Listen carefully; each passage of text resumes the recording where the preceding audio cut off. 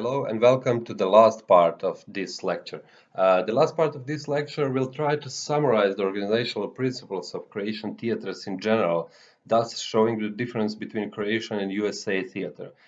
First of all, I think that we are all aware that there is no real national theater in USA, so the closest project was Heli Flanagan's Federal Theater project, which in the 1930s financed and produced plays all over the USA, but soon in 1939, after a variety of pressures, political and otherwise, it led to the demise of the FTP. Since then, there have been several travails of the American National Theatre and Academy and the National Actors Theatre founded by Tony Randall in 1991.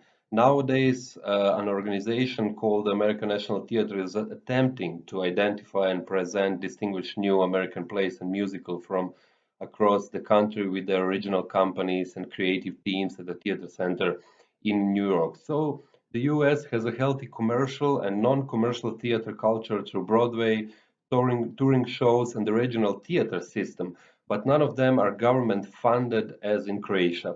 So first we have national theaters, and secondly, they are all quite well funded by the Ministry of Culture. There are five national theaters in Croatia: Zagreb, Osijek, Rijeka, Split, and Varaždin. Considering that Croatia is a small country with 4 million inhabitants, it seems quite a lot. There are different types of theaters in Croatia, just as an information. So we have the Croatian National Theatres, as already mentioned. Then city theaters, private theaters, various theater founded by artistic organizations, and amateur theaters in schools, churches, villages, and so on. So just as an example, Zagreb has more than 100 professional theater of various types, and Osijek, on the other hand, only five. Uh, Founders of national theaters in Croatia are either Republic of Croatia or city council or county council, or it can be a mixture of all of them, but either way they are funded by taxpayers' money. The Article 13 of the theater law says that the founders must provide the funds for proper functioning of the theater, including all types of expenses, so program, investment, salaries, authorial fees, overhead expenses, and so on. Since Zagreb National Theatre was founded by Republic of Croatia, the appointment of intendant is carried out by government according to proposal of Ministry of Culture and Mayor of City of Zagreb. In Osijek, for example, it is proposed by City Council and County Council since they are founders, but Ministry of Culture still has to approve their proposal. Intendant has the responsibility to appoint his business manager director and drama, opera, and ballet artistic directors if these branches are present. Intendant's mandate lasts for 4 years, after which a new intendant is elected or the old one affirmed for a new mandate.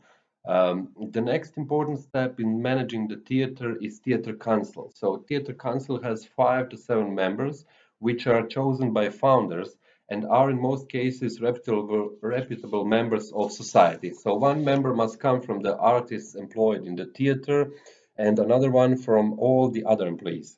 Theatre Council has very important functions. For example, it approves intendant's plan and program for the season, plan for development of the theatre, financial structure, monitors rate of employment, monitors realization of all plans, and so on. So it is all about profit in Croatia, in USA, but with one big difference.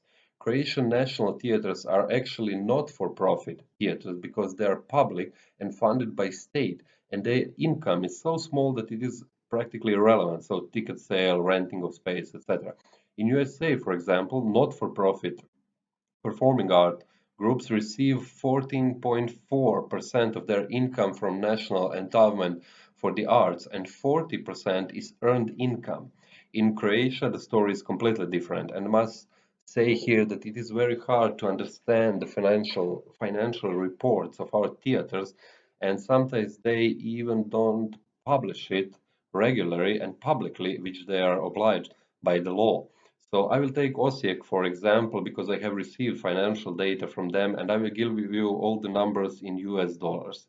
So Osijek Croatian National Theatre received in 2016 $2 million from Osječko-baranjska County, $2 million from City of Osijek and $300,000 from Ministry of Culture.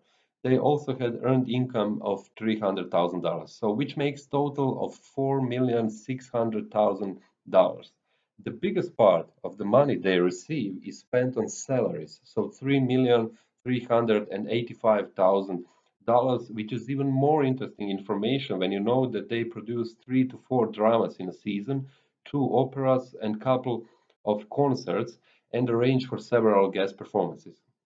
Dramas usually cost around $30,000, operas around $45,000, and concerts around $10,000. So if you do the math and sum up, it sums up roughly to $250,000, and the rest goes to maintenance, overhead expenses, and utility bills. So only 7% of their funds go to actual productions, and that is Osijek. Zagreb, for example, receives funds in the amount of $15 million, and all these amounts that I'm mentioning are per one season from September to July. So yes, theater in Croatia is very expensive for the taxpayers, but it is interesting that critics do not have any influence in closing the shows like they have on Broadway. So it is logical when you know that Broadway productions are private investments and critics are sort of consumers' guides. So a failed production will take a show off the program, which will result in great loss of profit. And in Croatia, that is not the case. Good or bad review does not make a difference, and theater management decides themselves when they will take a play off the program. So I hope you enjoyed all of these lessons that I posted for you and that you learned something new and interesting about Croatian theater.